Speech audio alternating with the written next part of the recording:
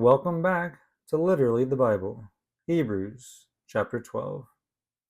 So therefore, we, having so great a cloud of witnesses encircling us, having laid aside every weight and easily surrounding sin, let us through patience run the race set before us, looking to the author and finisher of our faith, Jesus Christ, who because of the joy set before him endured the cross, despising the shame, and sat down at the right of the throne of God.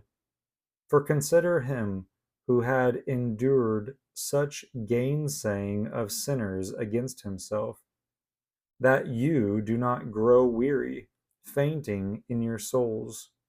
You did not yet resist unto blood, wrestling against sin, and you have forgotten the exhortation which he speaks with you, as with sons. My sons, do not despise the chastening of the Lord, nor faint while being corrected by him. For whom the Lord loves, he disciplines, and whips every son whom he receives.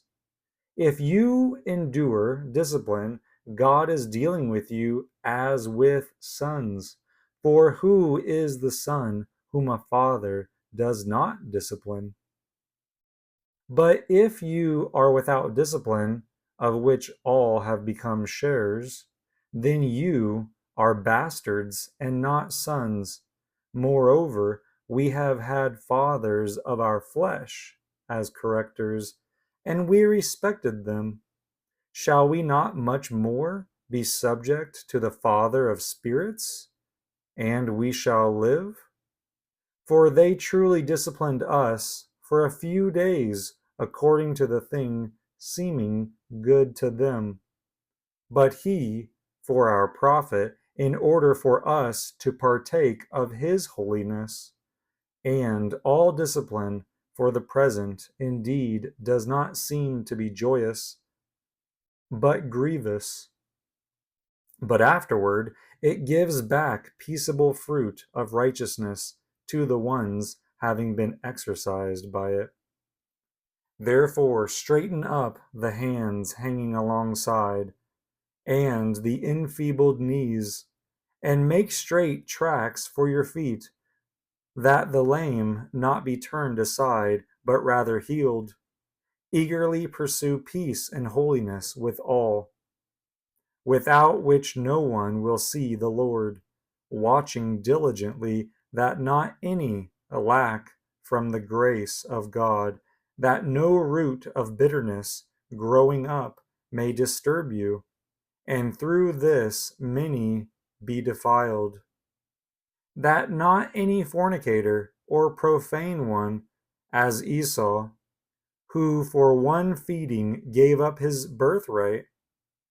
For you know also that afterwards, desiring to inherit the blessing, he was rejected, for he found no place of repentance, although seeking it with tears.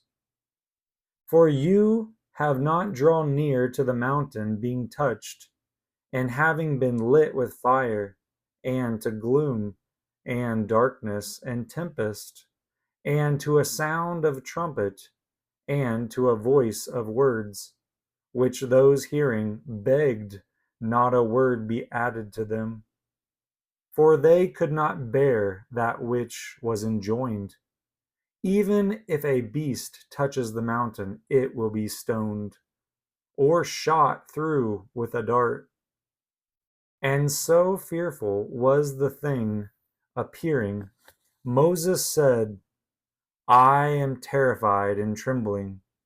But you have drawn near Mount Zion, even the city of the living God, to a heavenly Jerusalem, and to myriads of angels, and to an assembly, a church of the firstborn ones having been enrolled in heaven, and to God, the judge of all, and to spirits of just ones who have been perfected, and to Jesus Christ, the mediator of a new covenant, and to blood of sprinkling, speaking better things than that of Abel. Watch that you do not refuse the one speaking. For if these did not escape who refused him who divinely warned them on earth, much rather we, those turning away from heaven, whose voice shook the earth then, but now he has promised, saying, Yet once I will shake not only the earth, but the heaven. Now the words, yet once, make clear the removal of the things being shaken, as having been made, so that the things not shaken may remain. For this reason, receiving an unshakable kingdom, let us have grace, by which we may serve God pleasingly, with reverence and awe. For also our God is a consuming fire. Hebrews chapter 12.